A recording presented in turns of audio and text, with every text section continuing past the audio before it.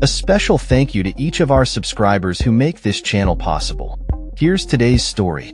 In a dire warning to the United Nations Security Council, a UN official stated that Israel's recent plans to exert control over Gaza City could lead to another calamity, with significant repercussions, amidst escalating tensions in the region.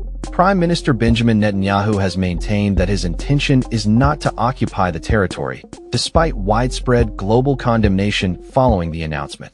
The emergency meeting convened over the weekend highlighted the urgent need for dialogue and resolution as the situation in Gaza continues to deteriorate.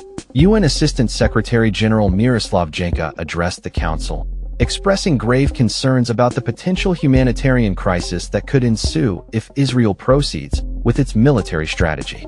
If these plans are implemented, they will likely trigger another calamity in Gaza, reverberating across the region and causing further forced displacement, killings, and destruction, Jenka stated.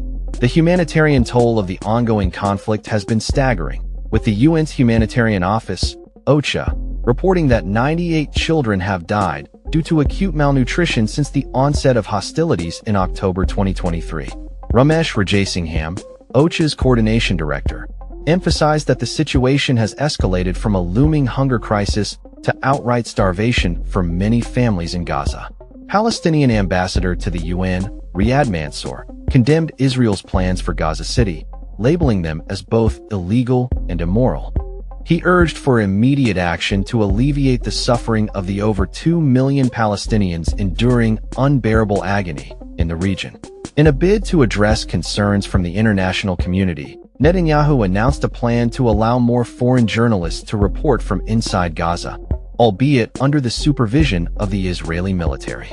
This move was met with skepticism, especially from Britain, which, despite being a close ally of Israel, called for the emergency meeting to discuss the crisis.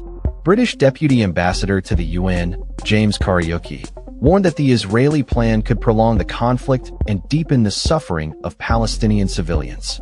This is not a path to resolution. It is a path to more bloodshed, he stated.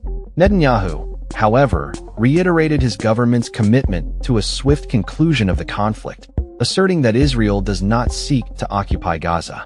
Outside the UN headquarters, a protest demanding an end to the violence was met with a significant police presence, underscoring the public's growing frustration with the ongoing situation.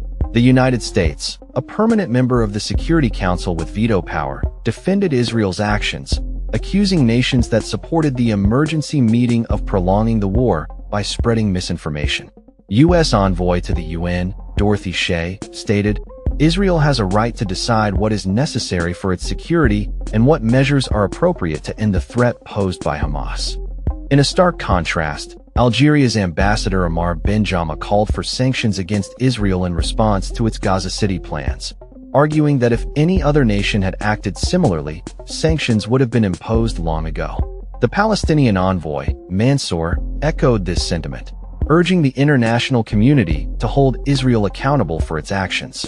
As the situation continues to unfold, the world watches closely, hoping for a resolution that could bring peace to a region long plagued by conflict and suffering. That's all for this story. We upload videos every day covering many different subjects, so hit that subscribe button to stay informed. Thanks for watching.